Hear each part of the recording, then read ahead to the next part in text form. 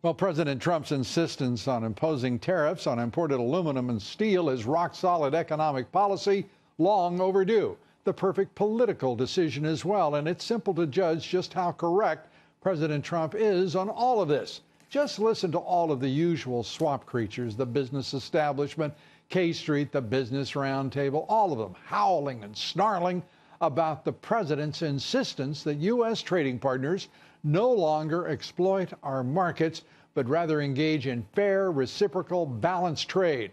The Business Roundtable and the Chamber of Commerce are particularly upset because, well, they've bought and owned leaders in both parties on Capitol Hill for decades. They can't buy President Trump. That's why the establishment and the deep state are trying to obstruct and subvert Mr. Trump and his administration at every turn. One of the business establishment's most expensive purchases is, of course, Speaker Paul Ryan, who once again is attacking President Trump and these tariffs, helping as best he can in the efforts to frustrate the president and the will of the American people. Ryan is quite simply bought and paid for, so his motivation is clear, unlike his conscience. Ryan makes no sense on nearly every issue, and there is every reason to slap tariffs on steel and aluminum.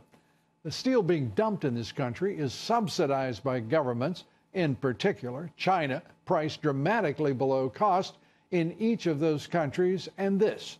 Both steel and aluminum are strategic metals. The success of American producers and manufacturers is critical to the national security. Ryan, pure and simple, isn't working in the national interest on this issue. In my opinion, he should resign for that reason alone.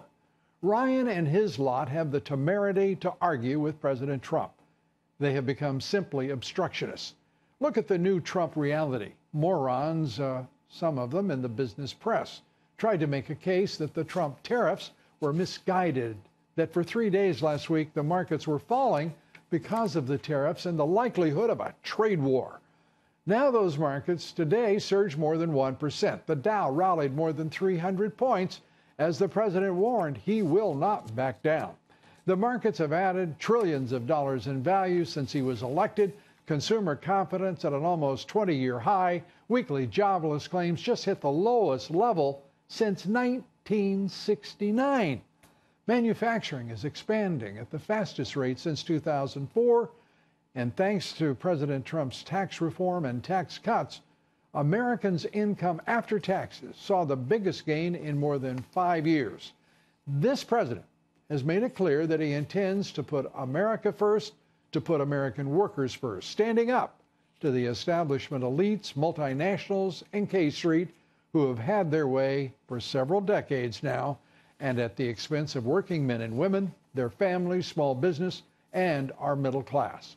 President Trump is fighting for all of them, and he is the first president to recognize that we've been in a trade war with communist China and the socialist European Union for 30 years now. He's the first president to decide it is time that America fight back.